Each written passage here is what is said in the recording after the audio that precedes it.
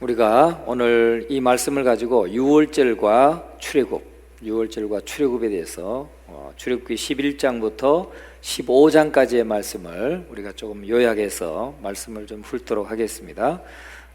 무엇보다도 11장과 12장은 10번째 재앙이 나오죠. 10번째 재앙, 오늘 아침에 들었던 말씀 10번째 재앙, 유월절 사건이 나옵니다. 그러니까 10번째 재앙과 이어지는 유월절 사건, 이것은 이스라엘 역사 가운데 가장 중요한 사건이죠. 이스라엘 백성들이 야곱의 70명이 들어가서 한 민족이 되어서 나오게 되는 가장 중요한 사건이고, 이 유월절 사건이 있었기 때문에 바로가 결국은 이스라엘 백성들을 내보내주게 되죠. 그래서 절기 중에 가장 중요한 절기입니다. 이스라엘 백성들에게 있어서 7가지 유무, 초, 나속장, 여기 7가지 절기, 중요 절기예요. 유무, 초, 나속장, 요거 첫자만 읽은 건데, 하여튼 이제 그 유월절입니다. 유월절부터 시작하는 거죠. 그래서 유월절 사건은 하나님께서 모세를 통해서 내리신 10번째 재앙과 맞물려 있는 것입니다. 우리가 1절과 2절을 같이 한번 성경을 보고 읽으셔도 되고 스크린을 보고 읽으셔도 됩니다. 같이 한번 읽어보겠습니다. 여호와께서 모세에게 이르시기를, 내가 이제 한 가지 재앙을 바로와 애굽에 내린 후에야 그가 너희를 여기서 내보내리라. 그가 너희를 내보낼 때에는 여기서 반드시 다 쫓아내리니 백성에게 말하여 사람에게 각기 이웃에게 은금 폐물을 구하게 하라 하시더라. 그러니까 하나님께서 10번째 재앙을 내리면 이 애굽 사람들이 너희를 내보내는 게 아니라 내쫓아낼 것이다. 왜? 그냥 진절이 난다, 빨리 나가라, 이렇게 된다는 거죠. 그래서 그렇게 되면 백성들에게 말해서 이웃들에게 은금 폐물을 구하게 하라. 은금 폐물을 달라고 하면 줄 거다. 너희가 430년 동안 종살이한 임금으로서 은금 폐물을 주면 그냥 그거 가지고 나와라, 받아 나와라 한 것이죠. 그래서 10번째 재앙이 있고 났더니 그들이 다 주는 거예요. 그래서 3절의 말씀에 보면 여호와께서 그 백성으로 애굽 사람의 은혜를 받게 하셨다. 은혜를 받게 하셨다는 게 다른 게 아니라 은금 폐물을 그냥 줬다는 거예요. 그냥 줘서 빨리 내보냈다는 거죠. 자, 그래서 우리가 4절과 5절을 같이 한번 읽어봅니다. 모세가 바로에게 이르되, 여호와께서 이와 같이 말씀하시기를, 밤중에 내가 애굽 가운데로 들어가리니 애굽 땅에 있는 모든 처음 난 것은 왕위에 앉아 있는 바로의 장자로부터 맷돌 뒤에 가축에 처음 난 것까지 죽으리니. 그래서 4절과 5절에는 이렇게 바로의 장자로부터 맷돌 뒤에서 맷돌을 갈고 있는 여종의 장자까지, 또 이 가축에 처음 난 것은 다 죽을 것이다 하는 심판이 내려지고 있는 것입니다. 그래서 지금까지 9가지 재앙이 있었어요. 그런데 애굽 사람들이 사랑하고 소중히 여기는 것들, 바로 너무 사랑하고 소중히 여겨서 우상이 되어버린 것들, 그것을 심판하시겠다는 거죠. 우상에 대한 심판을 말하고 있는 것입니다. 그래서 이제 10번째 재앙이 일어나게 되는데, 10번째 재앙은 바로 하나님의 천사가 직접 하나님이 직접 나서서 신으로 추앙받는 이 바로왕부터 모든 그 바로왕의 아들 장자부터 모든 사람의 장자와 또 짐승의 처음 난 새끼를 죽이는 것이었습니다. 이것이 10번째 재앙인데, 바로 하나님을 반역하던 이 애굽 땅의 마지막 심판인 동시에 하나님의 백성인 이스라엘 땅에는, 이스라엘 사람들에게는 해방의 시작이라는 거죠. 그렇죠? 그 애굽 사람들에게는 마지막 심판이고 10가지의 마지막이니까 마지막 심판인데 가장 강하고 또 두려운 심판이었다 하는 거죠. 그래서 이스라엘 백성들을 내보내게 되었고, 그래서 이스라엘 백성들에게는 해방의 시작이 되었다. 이 유월절부터 며칠 뒤에 나간 게 아닙니다. 밤에 유월절이 일어나고 다음날 아침에 출애굽을 한 거예요. 여러분, 우리도 유월절 사건도 마찬가지예요. 예수 그리스도의 십자가의 보혈을 믿는 순간, 우리는 예수님을 나의 주인으로 모셔드리는 순간 우리는 자유함을 얻고 죄에서 해방되는 것입니다. 죄의 사함을 받고 해방되는 것이죠. 그래서 이 애굽 땅에 대한 마지막 심판인 동시에 이스라엘 백성들에게는 해방의 시작이다 하는 것입니다. 그래서 바로 왕으로부터 모든 애굽의 장자와 짐승에 처음 난 것들은 다 죽음의 심판을 통해서 하나님께서는 죽음의 심판 아래 있던 자들을 구원하시기 위해서 구원의 방편을 또한 준비하셨다 하는 것이죠. 그래서 우리는 예수 그리스도의 십자가의 그 대속의 죽으심을 통해서 우리는 구원을 받았다는 거죠. 모든 사람은 심판을 받지만 우리는 구원을 받게 됐다 하는 것입니다. 자, 그래서 하나님은 무조건 심판만 하시는 분이 아니라는 것을 우리가 아셔야 돼요.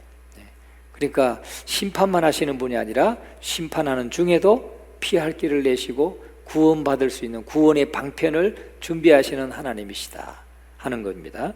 그래서 이 유월절은 특별히 흠없는 순전한 1년 된 순양을 썼어요. 또는 순염소를 썼다는 거죠. 그래서 그 양을 잡아서 양의 피를 문설주와 임방에 바르고 그 가족들은 그 고기를 구워서 먹어야 했다. 왜 삶아 먹지 말라고 했을까? 삶아 먹으려고 하면 얼마나 많은 게 필요합니까? 물도 필요하고 또 그걸 끓여야 되고 시간이 많이 걸고 한데 그냥 불에 바로 구워 먹으라는 거죠. 그래서 더 지체하지 말고 빨리 그냥 출발할 수 있도록 뭐 구워 먹으면 그냥 불 펴놓고 구워 먹다가 먹고 그냥 흙으로 묻어버리고 그냥 일어서서 가면 돼. 그런데 삶아 먹으면 어떻습니까? 그릇 씻어야죠, 그릇 챙겨야죠, 막 지체되는 거예요. 그러니까 지체하지 않도록. 왜 그랬을까 생각해 보니까 지체하지 말라고. 이 죄에서 벗어나고 죄에서 해방되는 것에 있어서는 지체하지 말라는 거예요. 그냥 죄 가운데 계속 있기를 원하지 말라는 거예요. 바로 그냥 떠나기를 원하신다는 거죠. 우리가 죄에서 떠나기를 원하시고 죄에서 해방되기를 원하시고 그건 지체하지 말아야 된다. 그것을 위해서 오늘 12장의 아침에 12장의 말씀에 보면 허리 띠를 띠고 발에 신을 신고, 아니 발 벗고 식탁에 앉아가지고 좀 허리띠도 풀고 편안하게 먹으면 얼마나 좋겠어요. 근데 허리띠도 띠고 발에 신을 신고 그 다음에 지팡이, 지금 이제 나갈 지팡이도 짚고 그리고 그걸 구워 먹으라는 거예요. 거기에 가장 핵심적인 내용은 지체하지 말라는 거죠. 죄 가운데 거하는 것은 정말 단 1초라도 지체하지 말아라. 오늘 저와 여러분이 늘 중심에 가지고 살아야 되는 건 뭐냐면 우리가 죄 가운데 살기를 단 1초도 원하지 않아야 된다는 거예요.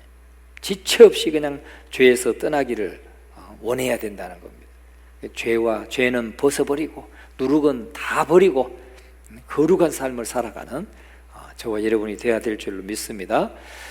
그래서 그러면 죽음의 사자가 집마다 다니면서 장자와 처음 난 것을 죽일 때 그 피를 바른 집은 내가 넘어가리라, 바로 넘어가리라, 패스 오버, 그게 유월절이라고 했죠.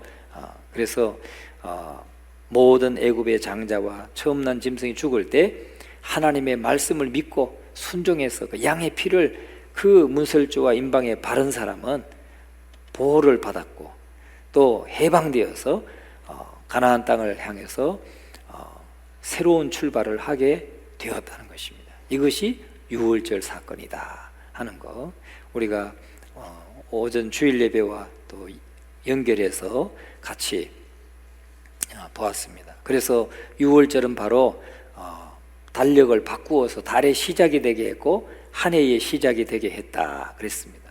그래서 우리가 구원받은 날, 우리가 영적으로 예수 믿고 구원받은 날, 그때가 우리의 영적인 삶의 시작이라는 거예요. 우리가 새 삶, 진정한 삶의 시작이라는 것을 여러분 꼭 잊지 마시기를 주의 이름으로 축원합니다. 그래서 내가 시작했기 때문에 이제 다시 돌아가지 말라는 거예요. 이제는 죄 가운데로 세상을 쫓아가는 삶으로 가지 말라는 것입니다. 자, 그러면 우리가 12장 13장 두 장도 조금 빠르게 넘어갈 수 있도록 하겠습니다.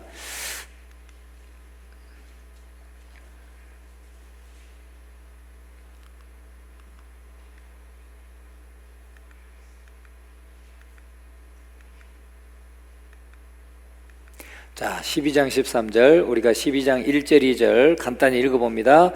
여호와께서 애굽 땅에서 모세와 아론에게 일러 말씀하시되 이 달을 너희에게 달의 시작 곧 해의 첫 달이 되게 하고, 그랬어요. 첫 달이 되게 하라. 이 6월절은 일반 달력으로는 3월 또는 4월, 3월에서 4월 요 기간이라는 겁니다. 그래서 그런데 그날을 유대인들은 니산월, 정월로 삼으라는 거예요. 1월달. 그래서 새해의 시작이 되게 했다 하는 것입니다. 그만큼 달력을 바꿀 정도로 6월절 사건은 중요한 사건이라는 거예요. 저와 여러분이 예수 믿어서 영적으로 거듭난 것, 거듭난 것은 그렇게 중요한 사건이라는 거예요. 그걸 잊지 마셔야 된다는 거죠.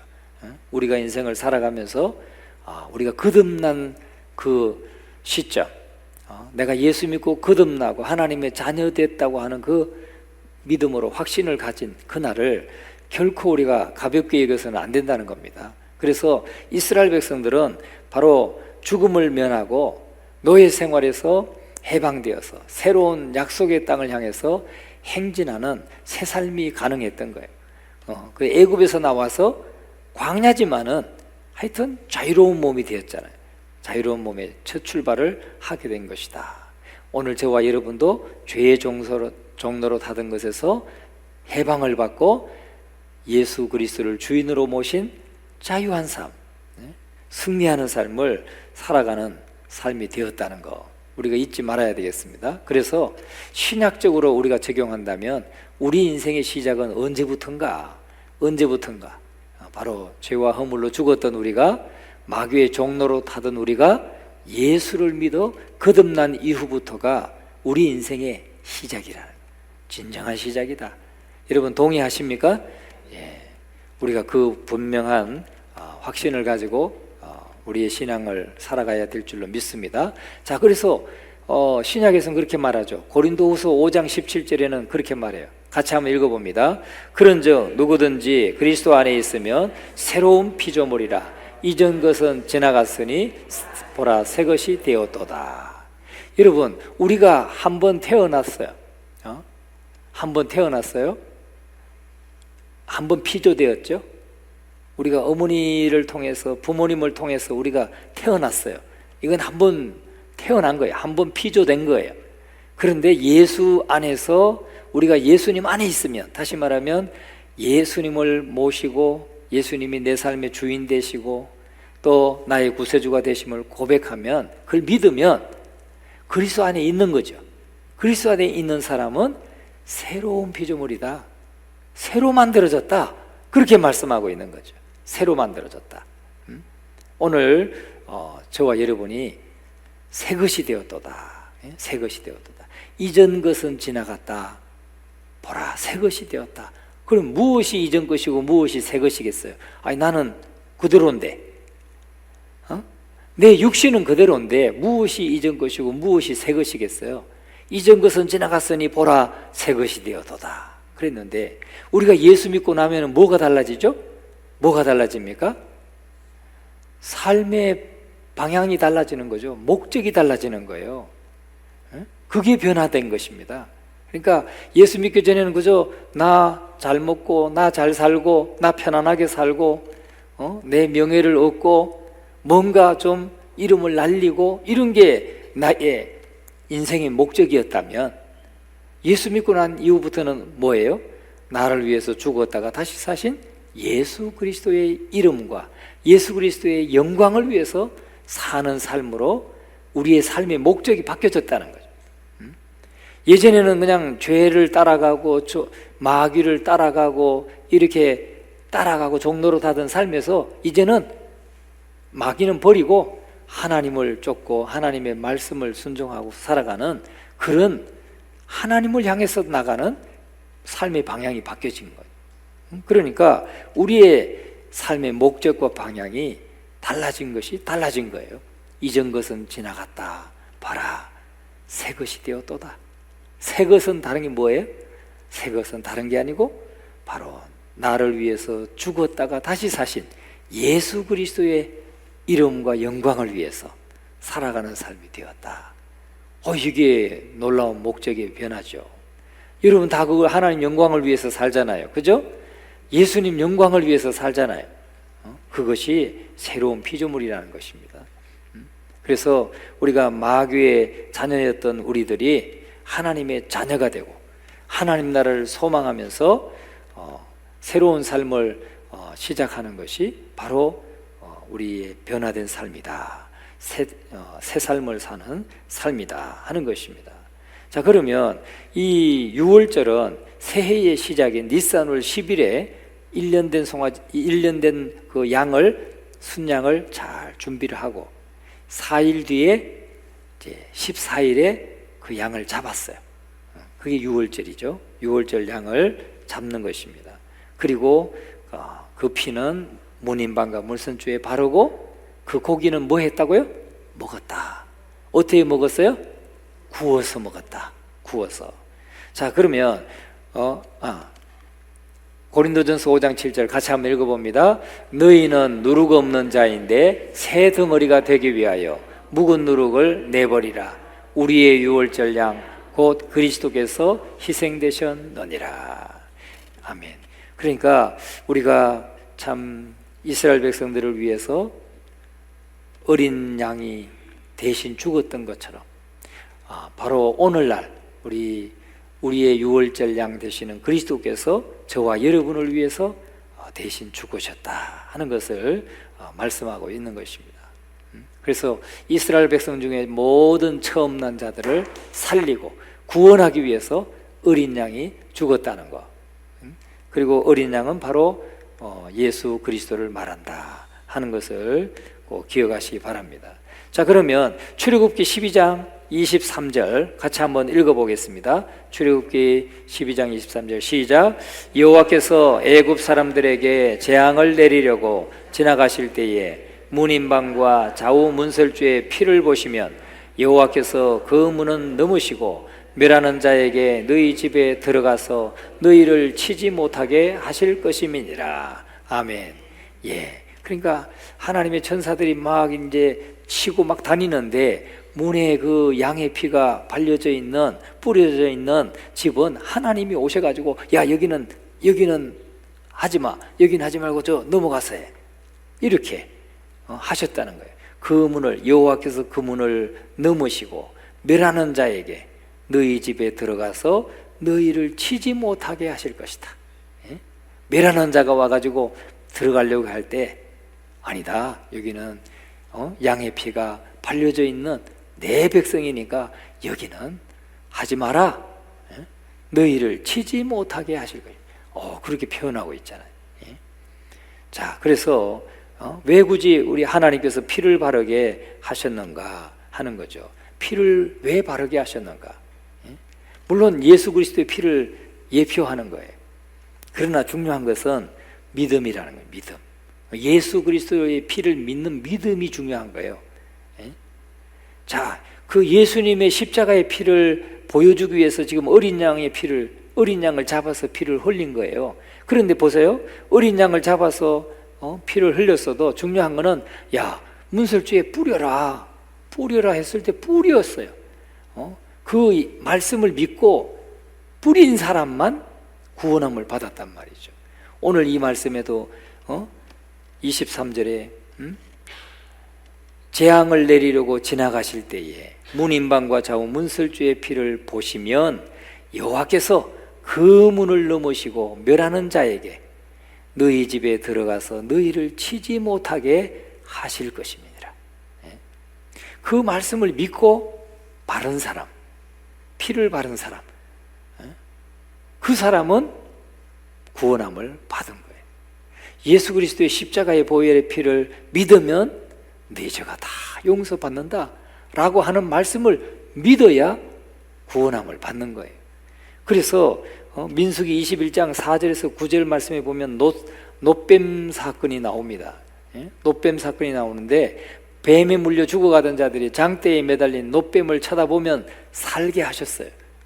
그런데 궁극적인 구원은 바로 놋뱀 자체에 있는 것이 아니고, 그것을 하나님의 명령에 순종해서 쳐다보는 사람, 바라보는 사람, 그 바라보는 사람이 고침을 받고 구원을 받았어요. 뱀에게 물렸죠. 불뱀에게 물렸습니다. 독사에게 물렸어요. 그런데 사는 방법은 뭐냐? 놋뱀을 보라는 거예요. 놋뱀을. 저 장대 위에 달린 놋뱀을 봐라. 놋뱀을 봐라. 그 놋뱀은, 그러면 자, 놋뱀을 쳐다보라고 그랬어요. 그래서 봤어요. 순종해서 본 사람은 살았고, 안 본 사람은 다 그 독에 죽었어요. 그러면 놋뱀, 저 장대 위에 달린 놋뱀의 능력이 있는 거예요? 아니면 뭐의 능력이 있는 거예요? 놋뱀을 쳐다보면 살리라 하신 말씀에 순종한 것 때문에 살았단 말이에요. 그러니까 궁극적인 구원은 놋뱀이 그 능력이 있어서 우리를 살리게 하는 게 아니고, 하나님이 쳐다봐라, 저 장대 위에 놋뱀을 쳐다봐라, 그러면 살 것이다 하는 말씀을 듣고 순종한 사람, 그걸 믿고 순종한 사람만 치유를 받고 구원을 받았단 말이에요. 그러니까 예수 그리스도의 십자가의 피도 말이죠, 그것도 믿음으로 바라볼 때 구원받는다는 것을 우리에게 말씀해 주는 교훈이죠. 그 다음에 출애굽기 12장 14절 같이 한번 읽어봅니다. 너희는 이날을 기념하여 여호와의 절기를 삼아 영원한 규례로 대대로 지킬 것이니라. 여러분, 유월절은 말이죠, 한 번 끝나고 만 게 아니에요. 그때 유월절 이스라엘 백성들 1446년에 BC 1446년에 있었어요. 그걸로 끝나는 게 아니에요. 유월절은 오늘도 계속 돼야 돼요. 그죠? 저와 여러분들의 삶에서 다 이미 유월절을 경험했잖아요.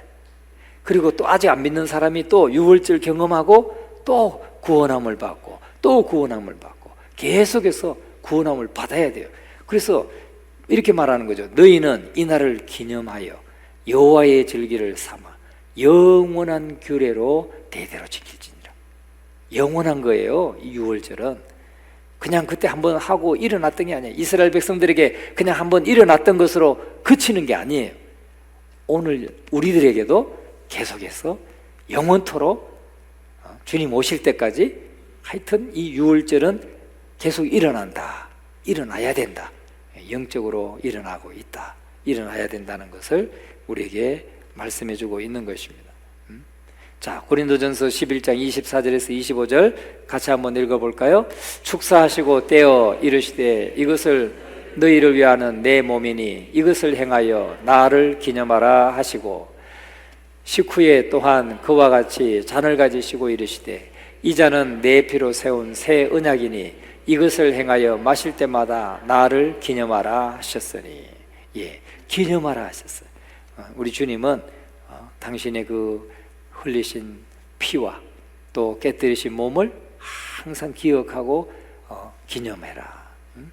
다시 말하면 오늘날 우리도 계속 유월절을 우리가 경험해야 된다는 것을 말하고 있는 것입니다. 그래서 유월절을 오늘 우리 안에서 계속 일어나야 된다는 것을 꼭 기억해야 되겠고, 이제 출애굽기 14장으로 넘어가겠습니다. 14장 2절을 같이 한번 읽어보겠습니다. 이스라엘 자손에게 명령하여 돌이켜 바다와 믹돌 사이에 비하이롯 앞 곧 바알스본 맞은편 바닷가에 장막을 치게 하라. 아멘.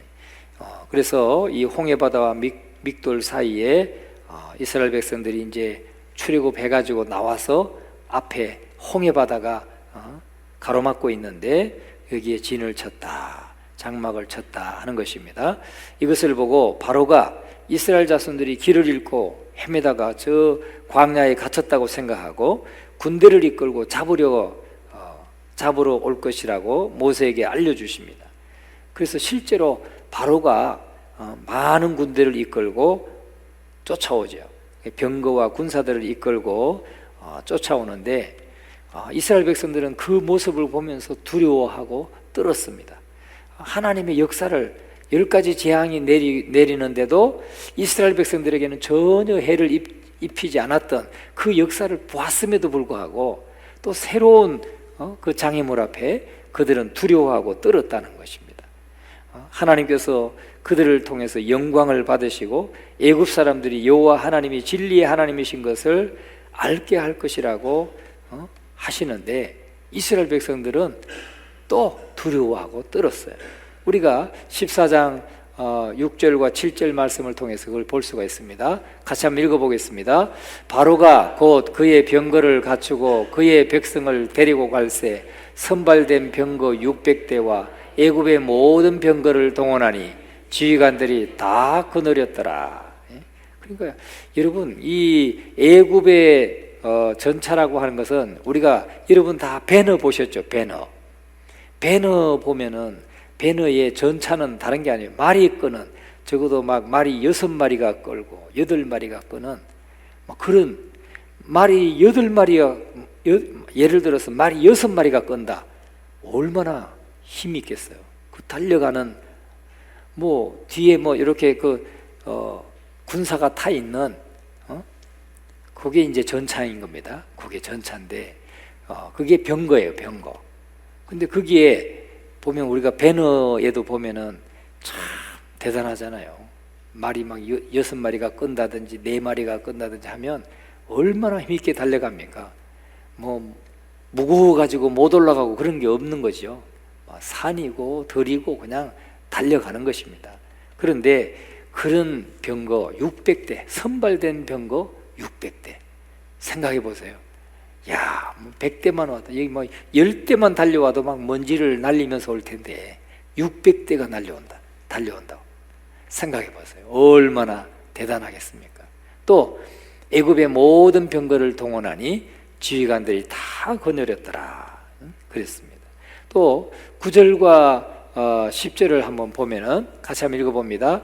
애굽 사람들과 바로의 말들, 병거들과 그 마병과 그 군대가 그들의 뒤를 따라 바알스본 맞은편 비하이롯 곁 해변 그들이 장막 친 데에 미치니라. 바로가 가까이 올 때에 이스라엘 자손이 눈을 들어본즉 애굽 사람들이 자기들 뒤에 이른지라. 이스라엘 자손이 심히 두려워하여 여호와께 부르짖고. 그래서 이스라엘 백성들이 두려움에 떨기 시작했다는 겁니다. 그러면서 11절 12절에 보면 하나님을 원망하기 시작하죠. 11절 12절에 보면 모세를 막 원망하죠. 자, 11절 12절 한번 읽어보겠습니다. 그들이 또 모세에게 이르되 애굽에 매장지가 없어서 당신이 우리를 이끌어내어 이 광야에서 죽게 하느냐?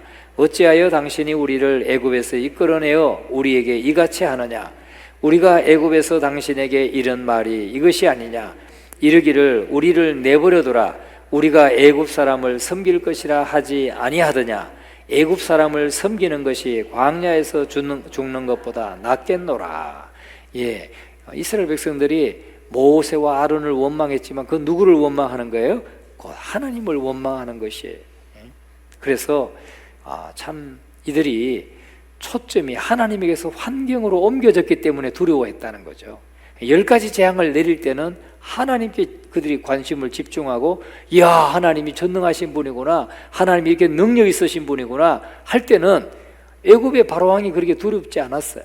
그런데 이제 앞에 놓인 이 환경, 홍해바다를 보고 우리가 이제 죽었구나, 이제 바다를 못 건너고 뒤에는 군사들이 쫓아오고 이 환경을 보니까 두려웠다는 거죠. 그래서 10가지 재앙을 행하신 하나님을 잊어버렸기 때문에. 여러분, 우리가 오늘도 마찬가지입니다. 우리가 하나님의 능력을 잊어버리면 환경 앞에서, 문제 앞에서 두려워 떨게 돼 있습니다. 우리는 정말 하나님을 잊어버리지 않기를 주의 이름으로 축원합니다. 날마다 하나님과 교통하고 교제하면서 하나님의 역사를 오늘도 날마다 경험하면서 정말 어떤 환경이 내 앞에 닥치더라도 두려워하지 않는 그런 저와 여러분이 되어야 될 줄로 믿습니다. 자, 13절 14절도 같이 한번 읽어봅니다. 모세가 백성에게 이르되 너희는 두려워하지 말고 가만히 서서 여호와께서 오늘 너희를 위하여 행하시는 구원을 보라. 너희가 오늘 본 애굽 사람을 영원히 다시 보지 아니하리라. 여호와께서 너희를 위하여 싸우시리니 너희는 가만히 있을지니라. 네, 가만히 있을지니라. 모세가 두려워하지 않고 애굽 백성들에게 담대히 말할 수 있었던 것은 하나님의 말씀을 먼저 들었기 때문에. 여러분, 오늘 세상을 향해서 우리가 이런 이야기를 하려면 먼저 말씀을 들어야 됩니다. 내가 말씀을 들을 때 세상을 향해서 말할 수 있어요. 담대하게 말할 수 있죠. 그러니까 우리 참 성경 대탐험 열심히 해야 됩니다. 그래서 하나님 말씀 자꾸 들어야 됩니다. 자꾸 말씀 들을 때 우리가 담대히 말할 수가 있는 것이죠. 자, 16절 17절도 같이 한번 읽어봅니다. 지팡이를 들고 손을 바다 위로 내밀어 그것이 갈라지게 하라. 이스라엘 자손이 바다 가운데서 마른 땅으로 행하리라. 내가 애굽 사람들의 마음을 완악하게 할 것인즉 그들이 그 뒤를 따라 들어갈 것이라. 내가 바로와 그의 모든 군대와 그의 병거와 마병으로 말미암아 영광을 얻으리니. 아멘. 예, 그래서 참 결국은 애굽의 군대를 다 수장시키신 놀라운 사건이 오늘 이 본문에 나오고 있습니다. 또 뿐만 아니라 19절 말씀에 보면 같이 한번 읽어봅니다. 이스라엘 진 앞에 가던 하나님의 사자가 그들의 뒤로 옮겨가매 구름 기둥도 앞에서 그 뒤로 옮겨. 예, 그러니까 하나님의 사자가 움직이는 대로 구름 기둥, 불 기둥이 늘 함께하고 이스라엘 백성들을 인도하고 보호하고 했다는 것이죠. 그래서 결국은 31절 말씀을 같이 한번 읽어봅니다. 이스라엘이 여호와께서 애굽 사람들에게 행하신 그 큰 능력을 보았으므로 백성이 여호와를 경외하며 여호와와 그의 종 모세를 믿었더라. 아멘. 결국은 이 홍해를 건너는 마른 땅으로 건너는 이 사건을 통해서 그들은 하나님을 경외하게 됐고 모세를 믿었다. 여호와와 그의 종 모세를 믿었다라고 말씀하고 있습니다. 그래서 정말 오늘 저와 여러분도 정말 이렇게 하나님의 역사를 우리가 경험해야 될 줄로 믿습니다. 경험하는 방법은 늘 기도하는 거예요. 말씀을 붙들고 기도하면 언제나 하나님이 역사하시고 또 깨닫게 하시는 것을 확신하시기 바랍니다. 하나님을 체험하고 하나님을 더 깊이 알아가는 우리 모두가 되기를 간절히 축원합니다.